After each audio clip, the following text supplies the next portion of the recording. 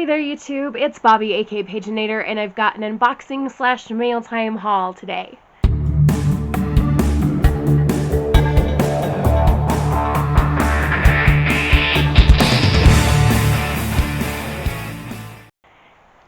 So I have an Amazon box with some things that I have been saving my dollars for, and of course some of them are books.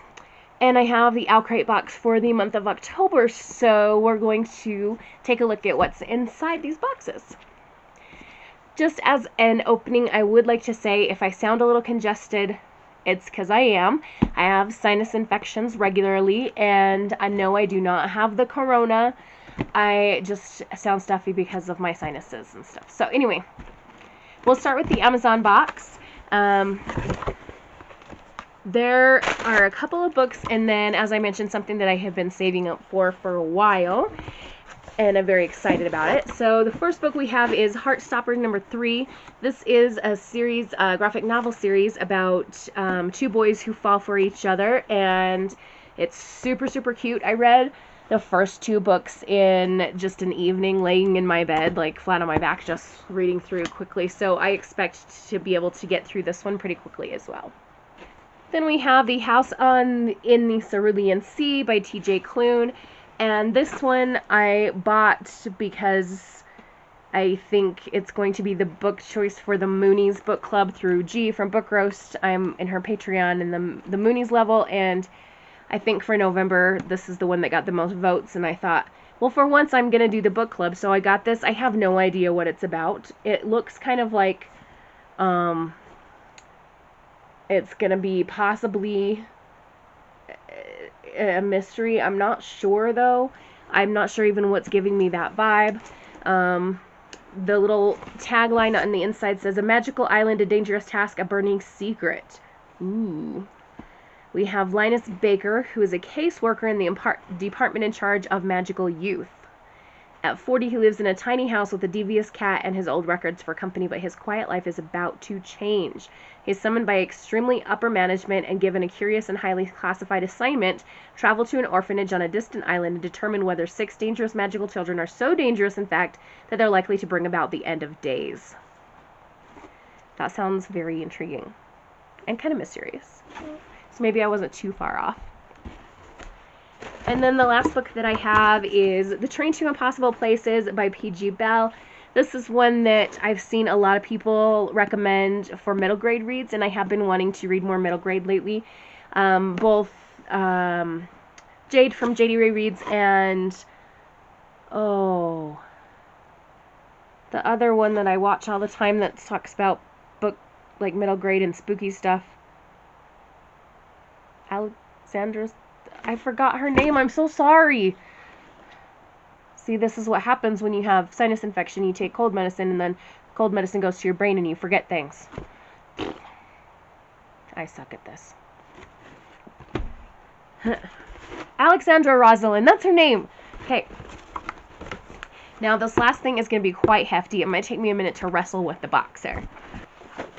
Okay, so this very heavy item is a box of 200 dual tip markers. These are Ohuhu brand, and based on my own research and trying different brands of markers, these have been my absolute favorite, and I've wanted forever to have like just a massive bag of markers. And so I saved up my dollars and pennies, and they are here, and let's take a look at them. Look at all those colors. I love, love, love these markers, and I'll pull one out just so you can see. So we have we have a chisel tip on one end, and then we have a brush tip on the other. I love writing with the chisel tip when I'm doing print letters, and then the brush for more calligraphy kind of things, cursive lettering, etc. And holy cow, is that a lot of colors. I am so excited. I want to just go play with all of them. If you didn't know, I'm a nerd. Okay, so then that brings us to the Owlcrate, and this is, again, the box for the month of October. I've already forgotten what the theme is supposed to be, and it wasn't that long ago, I feel like, that I opened the September one. The September one was all about haunting and This one I should remember the theme of, but I don't. Once again, cold medicine on the brain.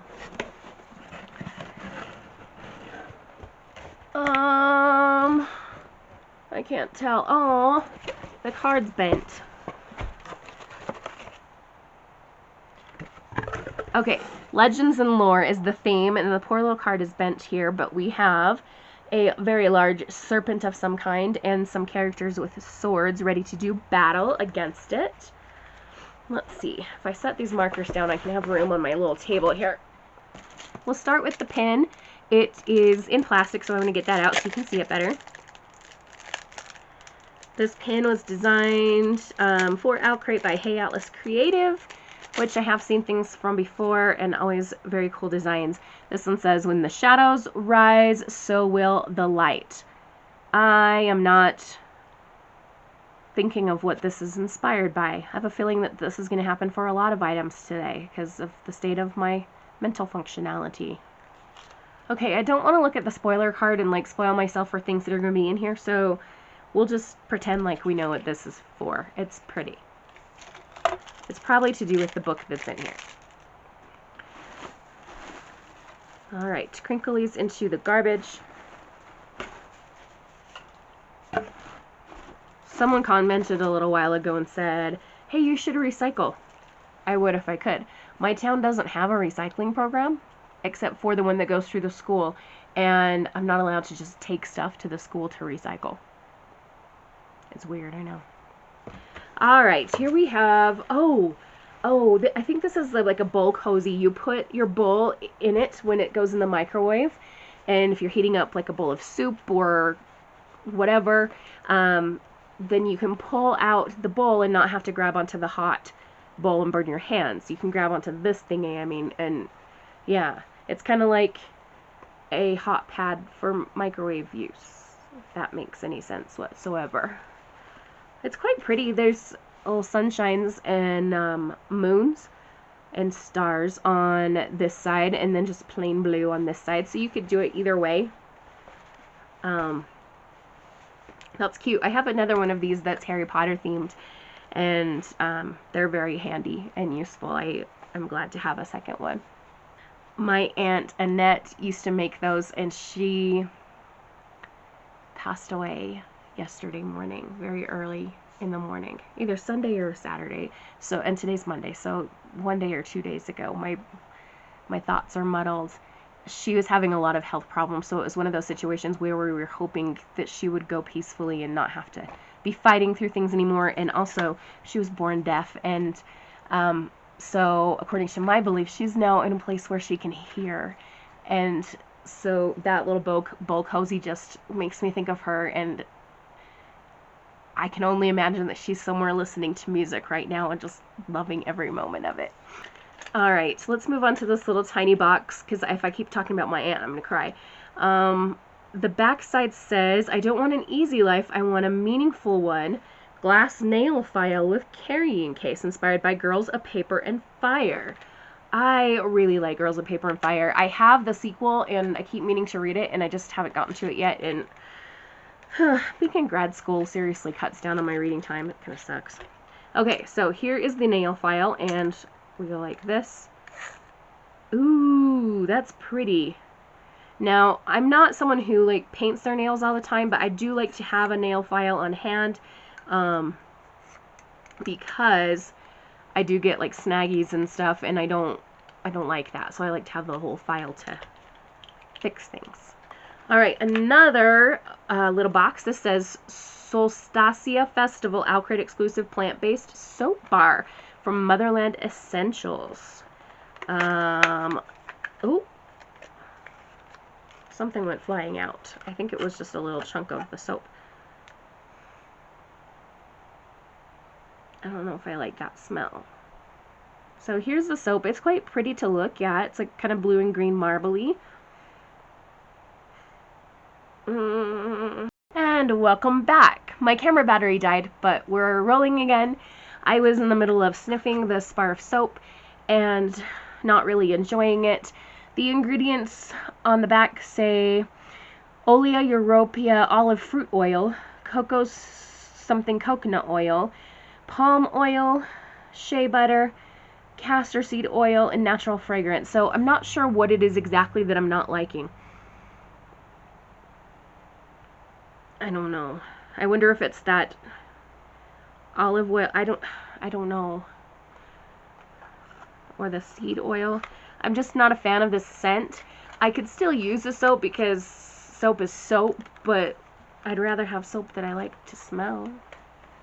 Side note, I'm sorry my camera's now shifted this way. When I have the cord plugged in, it only reaches so far, and so it's making the camera like go sorry. Alright, so we've got more boxes of things. So here we have another little purple box, and this says on the back, no matter where we are, we'll always share the same sky. We can always find each other in the same constellation. And this is an item inspired by the Star-Touched Queen by Roshani Chachki. What are you? Okay, so this looks like a little stand. I'm going to pull it out of the plastic and see. Okay, so I think you slide these things together like this, and then you can set it on the table for your phone or something. And it says, show me a dream unrealized. That's kind of handy. I don't really put my phone on a stand because my phone's a piece of crap and doesn't even go online because it's just crappy. But I'm sure I can find something to use this for. If not, I'll give it away to my students. They'll take anything for free. And it doesn't even matter if they know what it is. Alright, we've got another purple box. Lots of boxes this time. Everything always seems sweeter in the minutes before darkness descends, says on the back. And I see this one is inspired by Woven in Moonlight. Now, that is a fantastic book. It's by Isabel Ibanez, and I would show you the book, but it's actually in my classroom right now. It's beautiful. It's set in Bolivia, and it's got magic in it, and it's just a lovely, lovely story. Plus, it'll make you hungry for Bolivian food. Holy cow.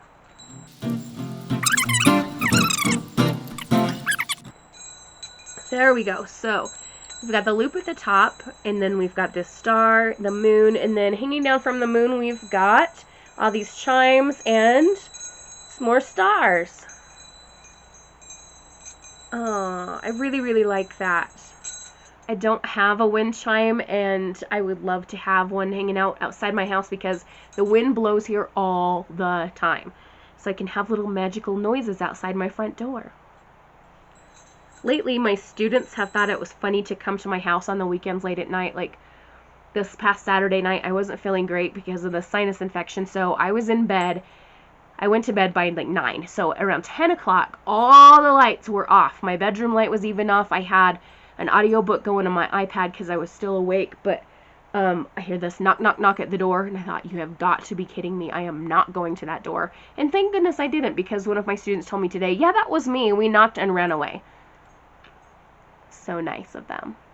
Alright, looks like we have a little promotional card here. A complimentary audiobook copy of Raybearer by Jordan Ifueko. Ooh, cool. So there's a link to get our audiobook copy, and this is from Libro.fm audiobooks. Cool. I haven't ever used Libro FM. It says on the back side, support your local bookstore while you listen to audiobooks. I'm a fan of that. Okay, so it says this app makes it possible for you to buy audiobooks directly through your local independent bookstore. You can pay monthly membership or pay as you go. Audiobook and membership gifts, bulk audiobook pricing for organizations. So you can get it on the App Store or Google Play, and it is Libro.fm. That's really cool. I'll have to give that a try and see. Alright, we have got a little sampler here from We Free the Stars by Hafsa Faizal, which is the author of We Hunt the Flame, and this looks like we've got a couple of chapters of this book, and look at this cover. Isn't that just, oh, gorgeous? I would show you the first one, but it's also in my classroom. And yeah, there's a lot of books that are in my classroom that the kids, like, I'd talk to them about, and they will never check them out. I should just bring them home. Alright, now we have the book for this month, and I am super, super excited for this. It is Legendborn by Tracy Deonn, and look at this cover. This is an Owlcrate exclusive cover. It's got to be, because the other places that I've seen this book, it's been a different colors on the cover. So we'll take a look at the newsletter and see the difference. Don't fall off the table. Okay. Yeah, what was I saying? Something about the cover. Alright, so again, here is the book, and then we have a Dear Reader letter, which we'll get to in just a second. Let's look at the difference between covers. Where are you? Aha. Okay, so this is the Owlcrate one. Am I pointing to the right thing? Yes, I am. And this is the regular one. So this one's more blue and maybe a little bit even purpley down here. And we've got more red, fiery kind of colors on the Owlcrate one.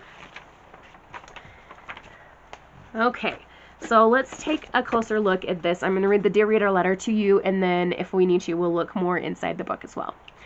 So this says, Dear Reader, I am so thrilled to invite you to the Legendborn world. This is a hidden realm of secrets and magic, but also a world that could exist right beside us. In some ways, it already does. When this story begins, Bree is grieving her mother, and just as I did when I lost my own mother, she asks why. Well, when I couldn't find the answer, I did what writers do. I wrote one.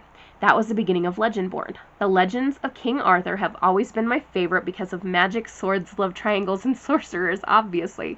I'm getting so excited while I'm reading this. I'm such a nerd. Okay.